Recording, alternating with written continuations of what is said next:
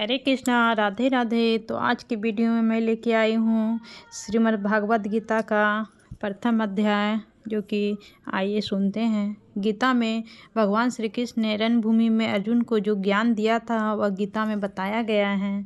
गीता में कुल 18 अध्याय हैं और सभी का अलग अलग महत्व है। तो आइए पहला अध्याय सुनते हैं। श्री गीता उपनिषदों का सार है। महाभारत युद्ध के समय रणभूमि में भगवान श्री कृष्ण ने अर्जुन को जो ज्ञान दिया था वह गीता में बताया गया है। गीता में ऐसी बहुत सी बातें हैं जो मनुष्य को जीवन की कई कठिनाइयों को आसान बनाती है।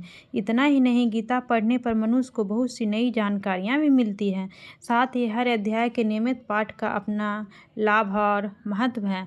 भगवान शिव ने देवी पार्वती को गीता के पहले अध्याय के पाठ का महत्व जो बताया है वही यहाँ आपके लिए प्रस्तुत है।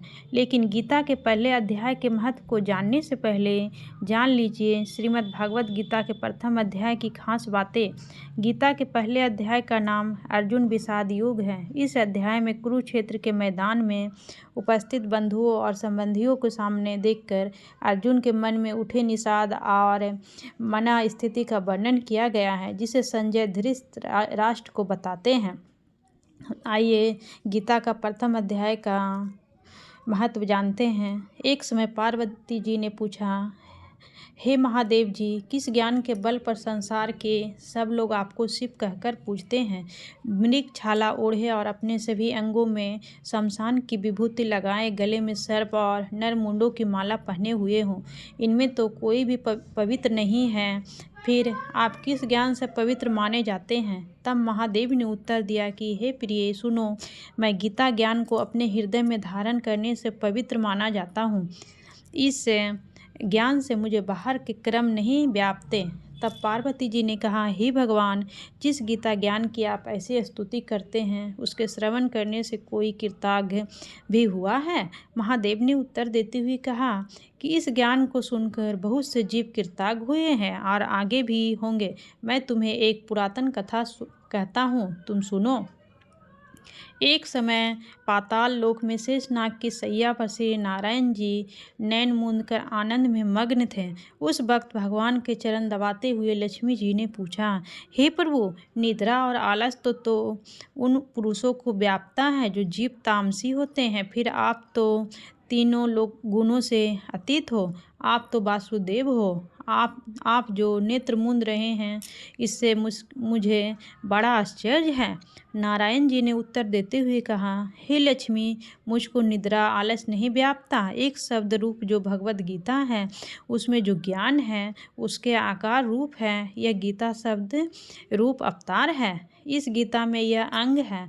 5 अध्याय मेरे मुख है, 10 अध्याय मेरी भुजा है, 16वां अध्याय मेरा हृदय है और मन और मेरा उदर है, 17वां अध्याय मेरी जंघा है, 18वां अध्याय मेरे चरण हैं।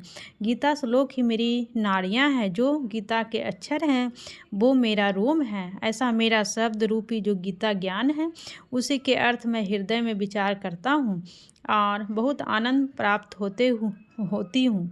लक्ष्मी जी बोली, श्री नारायण जी, जब श्री गीता जी का इतना ज्ञान है तो उनको सुनकर कोई जीव कृतज्ञ भी हुआ है? जो मुझसे कहो। तब श्री नारायण ने कहा, हे लक्ष्मी, गीता ज्ञान को सुनकर बहुत से जीव कृतज्ञ हुए हैं, सो तुम श्रवण करो। एक व्यक्ति था जो चांडालों के कर्म करता था और तेल नमक का व्यापार करता था। उसने एक बकरी पाली। एक दिन वह बकरी चराने के लिए वन में गया और वृक्ष से पत्ते तोड़ने लगा। वहाँ उसे एक सांप ने डस लिया, जिससे वह तुरंत मर गया। मरने के बाद उसने बहुत से नरक भोगे और फिर उसका जन्म बैल के रूप में हुआ।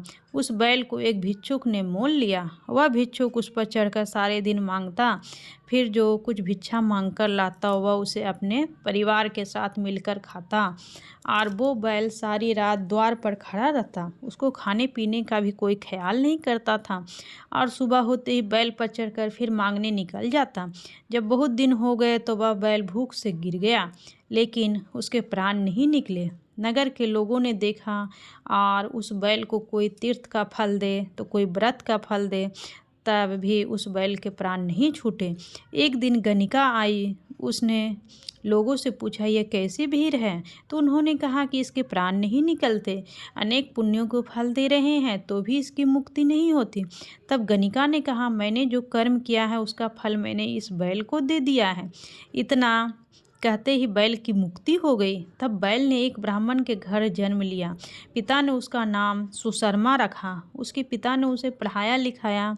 उसको अपने पिछले जन्म की सुध थी। उसने एक दिन अपने मन में विचार किया, जिस गणिका ने मुझे बैल की योनि से छुड़ाया था उसका दर्शन करूं। विप्रो चलते चलते गणिका के घर गया और कहा, आप मुझे पहचानती हैं? गणिका ने कहा, मैं नहीं जानती, तुम कौन हो? तब उसने कहा कि मैं वही बैल हूँ जिसको आपने अपने पुण्य दिए थे। तब मैं बैल की योनि से छूटा था। अब मैं विप्रो के घर जन्मा हूँ।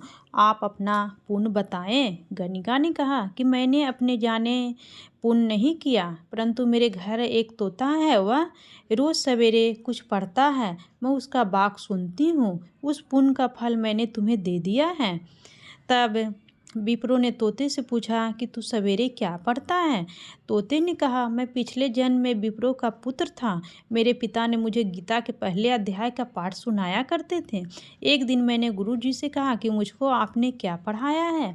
तब गुरुजी ने मुझे शाप दिया कि तू तोता बन जा। इसके बाद से मैं तोता बन गया। एक दिन बहेलिया मुझे पकड़ ले आया और एक विप्रो ने मुझे मोल ले लिया। वह विप्रो भी अपने पुत्र को गीता का पाठ सिखाता था। तब मैंने भी यह पाठ सीख लिया। उसी दिन विप्रो के घर में चोर घुस गए। उन्हें धन तो प्राप्त नहीं हुआ, लेकिन वह मेरा पिंजरा उठा ले आए। उनकी यह गणिका मित्र थी। वह मुझे उसके पास ले आए। सो मैं नित्य